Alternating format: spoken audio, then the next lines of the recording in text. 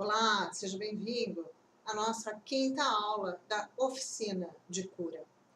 Bom, tem sido muito gratificante para nós falar a respeito desses temas, abordar esses assuntos de uma maneira mais próxima de vocês, e nosso desejo é que vocês estejam, sim, gostando e sendo acrescentados por este conteúdo.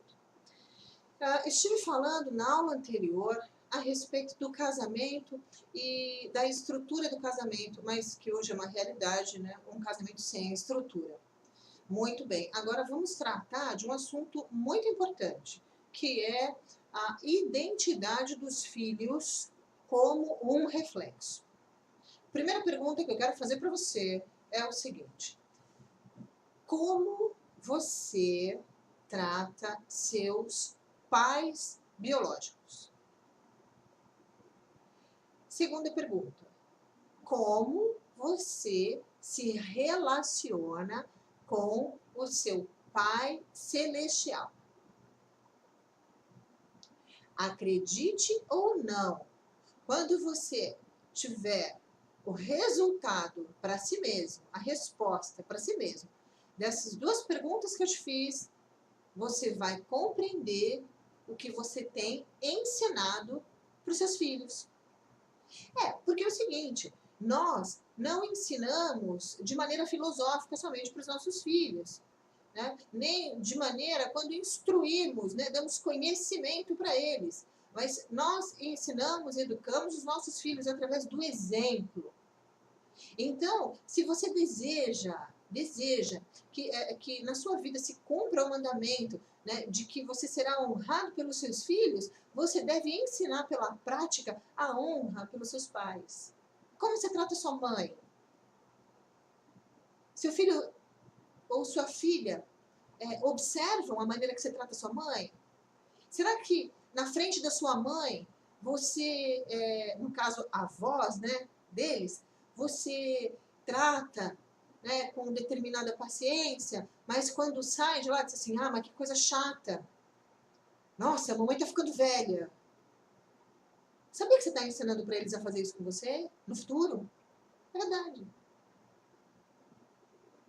O que o seu filho ou sua filha observam você no tratamento com o seu pai, um idoso que precisa de atenção, de carinho, de cuidados, precisa ir ao banco, precisa resolver detalhes, precisa muitas vezes de uma ajuda especial, de uma orientação especial. Como que você trata o seu pai idoso? É assim que você está ensinando o seu filho a tratar você no futuro.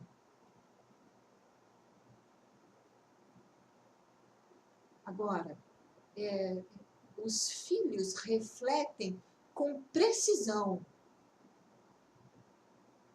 essa substância da qual, através do exemplo, você tem alimentado na instrução e educação deles. Então, esse é o ponto 1. Vamos para o ponto 2. Você se lembra quando eu falei a respeito do casamento, da aliança que existe no casamento? Tá. Uma coisa muito importante, mas importantíssima, para que você compreenda o que está acontecendo no mundo atual, agora, isso é resultado de algo que foi dado início há décadas atrás.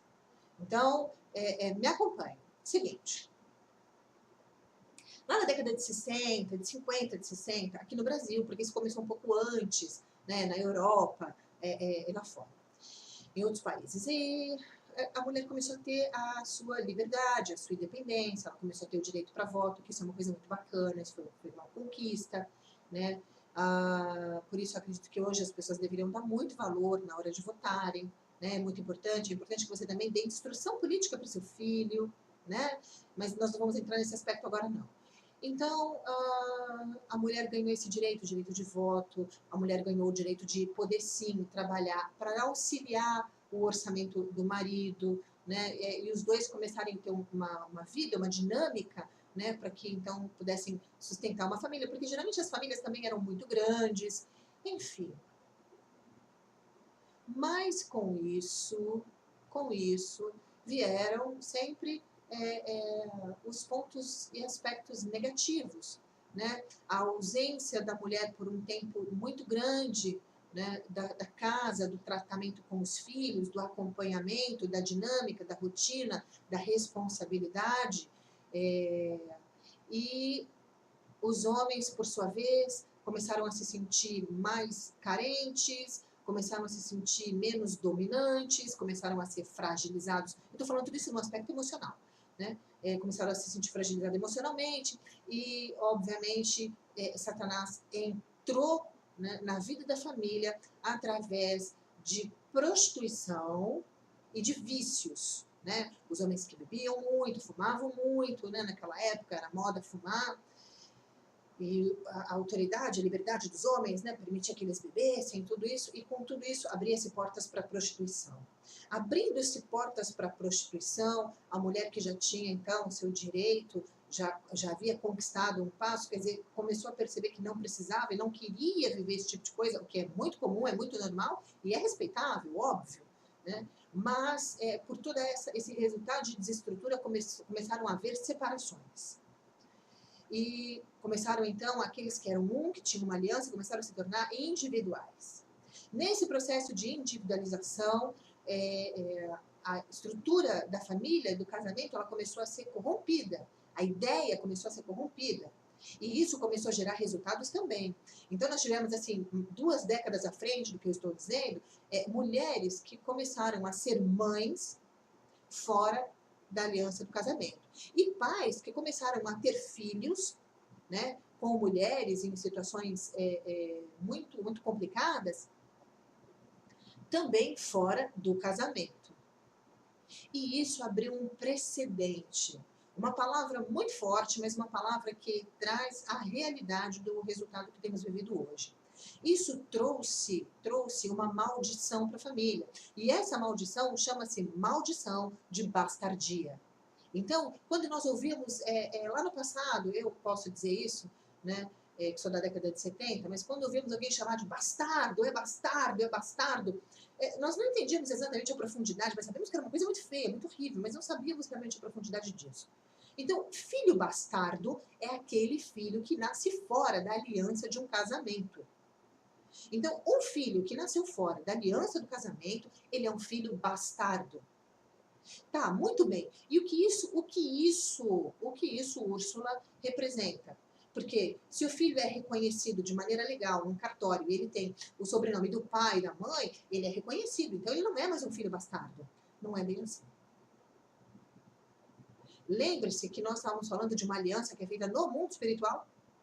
Então o filho que nasce fora dessa aliança, ele não recebe bênçãos dessa aliança, ao contrário, abre portas de maldição. Quais as maldições? Exatamente as que eu acabei de citar. Maldições de vício, maldições de prostituição. Na verdade, uma legião de demônios. Por que isso? Porque a intenção é que toda a linhagem do homem, né, do ser humano, seja corrompida. Você precisa entender uma coisa, Satanás não odeia Deus. Satanás odeia a criação de Deus, a mim e a você. Satanás é inteligente o suficiente para saber que ele jamais pode ir contra Deus. Mas ele é inteligente o suficiente para saber que ele pode ir contra mim e contra você. Na verdade, a intenção dele nunca é a geração atual. A intenção dele é sempre trabalhar para a próxima geração. Ele sempre trabalha visando resultados. Exatamente isso que eu estou te dizendo. E tudo isso que aconteceu lá no passado, né, primeiro do homem que se afastava da esposa e que estava relacionado então à prostituição, ao vício, e acabou abrindo precedentes para isso estar dentro da família, em muitos aspectos, né? Infelizmente nosso tempo é curto, então não dá nem para fazer um mapeamento assim muito detalhado disso, mas eu acredito que você esteja compreendendo. Traz, então, esse tipo de maldição para a família, que já, obviamente, já está iniciando esse processo de desconstrução, essa é a palavra mais usada atualmente, e depois, como reflexo, né, a outra geração, já daqueles que não querem mais se casar, obviamente, fazem então a produção independente. Olha que nome bonito. É um nome bonito, mas a realidade dos resultados disso não é nada bonito. Não é porque são crianças que se tornam jovens sem estrutura familiar, sem segurança emocional, né? E todas as abordagens técnicas que qualquer profissional da área de psicologia, de psiquiatria, poderia muito bem, e pode, fala, e tem, né, artigos à disposição daquele que se interessa pelo assunto, dizer dessa desestrutura, desse reflexo. E aí, então, nasce uma outra geração que vem sendo, assim,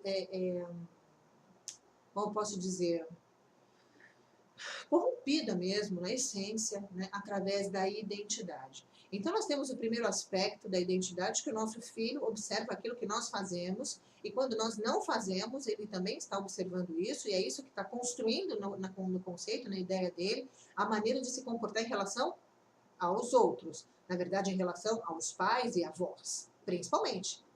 Aí depois nós temos o quê? Nós temos o resultado de jovens que simplesmente não sabem o que eles são. Aliás, hoje já querem implantar um conceito e uma ideia de que a pessoa nasce sem saber o que é. Olha, você me desculpe, mas isso não existe. Agora, você acha que isso está começando? Não, isso é resultado. Então, é resultado de pessoas que tiveram na sua vida um investimento muito pesado das ordens malignas para que houvesse uma destruição numa geração inteira. Essa maldição de bastardia foi o que gerou tantos homossexuais no tempo de hoje. De pessoas que têm problema de identidade. Porque, gente, eu quero que você pense o seguinte: geralmente as pessoas olham e falam assim, porque aquela pessoa é homossexual. Mas olha a situação difícil que essa pessoa vive. Ela vive uma sensação de conflito, uma vida de conflito, onde ela se olha e ela vê o reflexo, né, de um homem, mas internamente se sente como uma mulher. Não é algo que ela consiga explicar.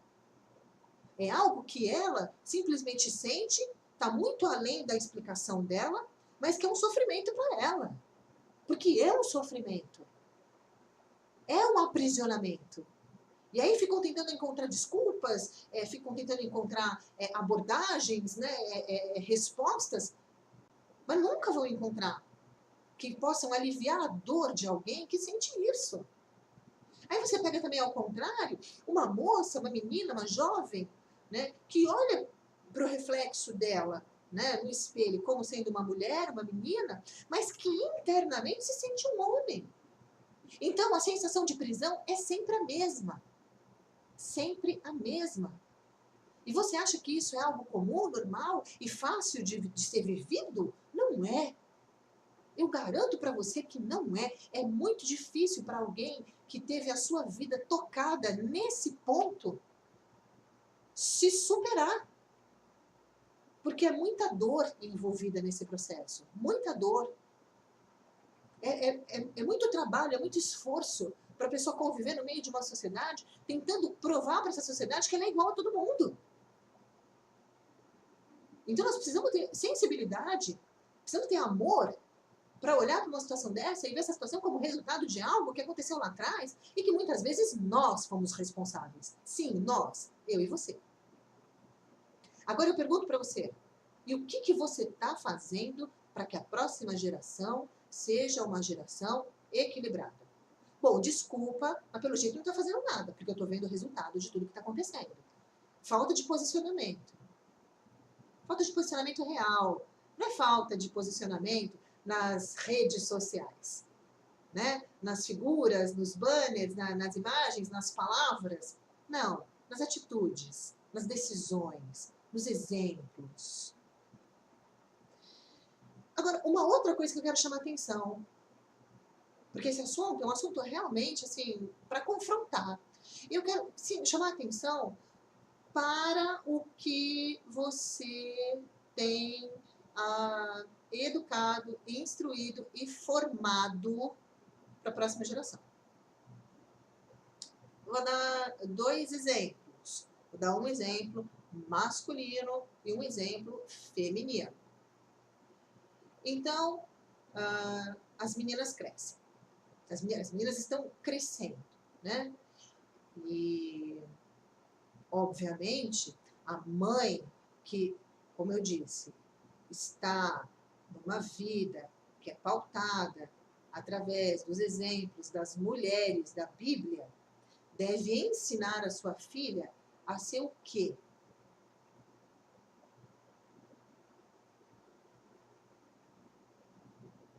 Mulheres, esposas, mães, profissionais também. Poxa, que bom! Nós somos capazes de ser tantas coisas.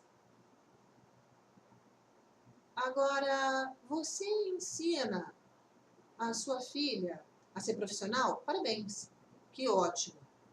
Que ela seja, sim, uma mulher de trabalho, uma mulher de valor, uma mulher responsável, uma mulher que sabe reconhecer o trabalho que o marido tem, uma mulher que sabe reconhecer o valor do dinheiro, né, uma mulher que sabe, sim,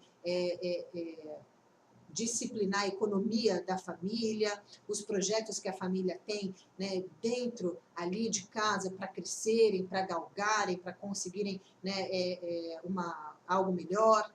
Parabéns, parabéns. Mas não é só isso. Porque quando você diz para sua filha que ela tem que estudar para não ser dona de casa, você está errando. Porque ser dona de casa não é demérito para ninguém. Ao contrário, pergunto eu para você.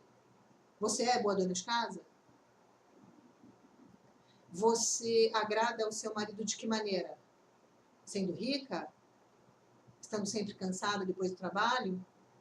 Ou fazendo um café, sentando com ele, fazendo um bolo, pegando algo no armário dele, cuidando, gerindo, administrando a casa, dando para ele um conforto. Sabe por quê, minha irmã?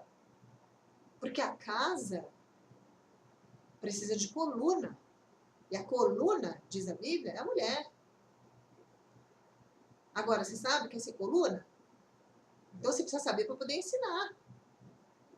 Agora, se você estiver ensinando para sua filha que ela não tem que estudar para isso, eu tenho uma triste notícia para te dar. Olha, a vida de uma cristã não é uma vida com estabilidade financeira. A única estabilidade que um cristão tem que ter é no Deus que ele serve. Esse Deus é a estabilidade. Que é o Deus do pouco, é o Deus do muito, é o Deus do deserto, é o Deus de Canaã, é um Deus que está em constante movimento. E se você ensinar a sua filha a trabalhar somente em uma plataforma, quando houver um momento onde ela precisar auxiliar o marido, ou cuidar dos filhos, ou estar em casa, se ela não conseguir se desenvolver nessa plataforma, ela vai ser uma mulher infeliz. E vai gerar um filho infeliz e um esposo infeliz. Então, cuidado com o que você está incutindo na mente das suas filhas. Porque elas precisam, sim, serem mulheres. Como qual mulher? A mulher de Provérbios 31. Isso, a mulher de Provérbios 31 fazia o quê? Pois é. Então, eu quero que você comece a gerar a identidade na sua filha. Porque depois ela vai ter filho. E você, minha querida, não vai durar para sempre para poder fazer tudo para ela. Ela vai precisar saber fazer sozinha. E ela vai precisar também educar aquela criança que está nascendo. Instruir. Então, não atrapalhe a vida da sua filha. Ensine para ela, sim, que ela deve gostar, que ela deve ter prazer, sim, de cuidar do lar dela. Porque ela nasceu para ser mulher, para se casar, para ser feliz e para ter um lar. E esse lar, quem tem que cuidar é ela. E se ela não souber cuidar do lar, ela também não sabe mandar. E se um dia ela não puder pagar, ela vai ter que fazer. Então fica a dica para você. Agora, homens, eu quero tratar com vocês sobre os meninos. Você tem ensinado o seu filho as obrigações, afazeres de um homem? Um homem protetor? Um homem provedor? um homem presente, um homem que traz e cuida da segurança da sua família? Sim, porque eu conheço situações de que se aparecer uma barata, o homem sobe em cima do sofá e a mulher que mata. Eu tô falando a verdade. Eu quero dizer para você, homens, que o caráter do seu filho é o seu reflexo na vida dele. Como você se comporta com a sua esposa? Como você trata a sua esposa? Como a parte mais frágil? Como a parte a ser amada? Como a parte a ser protegida com respeito? Como você tem ensinado o seu filho a enxergar as mulheres, a mãe, a irmã? Como você tem ensinado o seu filho os valores que ele precisa ter? Qual exemplo? Você é daquele tipo que leva o filho para fazer algo, chega lá, não permite que o filho faça? Diz assim, não pode deixar que eu carrego tudo? Ou você ensina para ele a compartilhar, a ser o homem que vai decidir, a ser o homem protetor, a ser importante, né, nas suas decisões, porque sim, carrega responsabilidade, como a responsabilidade de um patriarca, porque os homens, tem que olhar para os homens da Bíblia também, homens que estavam dispostos a cuidar não somente de uma família, mas que tinham responsabilidade de famílias inteiras que o seguiam, através do exemplo, através principalmente da entrega a Deus, um homem temente a Deus. Ou você está ensinando os meninos a serem vaidosos, a serem egoístas, a serem tiranos, a serem dominadores? Você precisa refletir sobre isso. Eu quero que você olhe para você, olhe para o que você tem feito com os seus pais, como tem tratado, olhe para a maneira que você se relaciona com Deus, porque esse é o resultado do que vai acontecer com o teu filho. Não é porque eu estou profetizando, não. É porque o seu filho está crescendo, está aprendendo através do seu exemplo.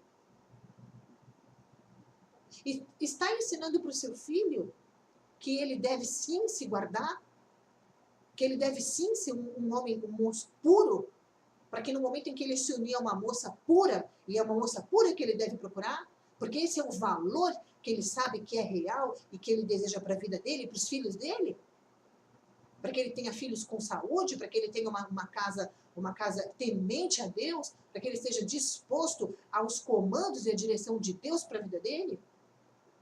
Porque uma vida de tranquilidade financeira, ela é resultado, mas entenda, ela é resultado de trabalho. Você tem ensinado isso para ele? Ou tem permitido que ele levante da cama, tome café, deixe a xícara em cima da mesa, e aí se sente no sofá e fique falando no celular? Ou que no momento em que você chamar a atenção dele, que ele simplesmente dê um grito com você e te ameace? É isso? Você está errado. Eu quero dizer uma coisa para você. Se algo não está bom, você é o responsável. Então está na hora, já passou da hora, de cada um se posicionar na sua função e começar a cuidar dessa próxima geração. Porque senão, vocês vão ser as pedras clamando. Ou seja, vão pisar em vocês, vai chutar vocês, não vão querer dizer nada. Para que vocês sejam ouvidos, vocês precisam dar um exemplo e estar, sim, na responsabilidade de vocês, a identidade da próxima geração. Amém? Shalom, shalom. Até a próxima palestra.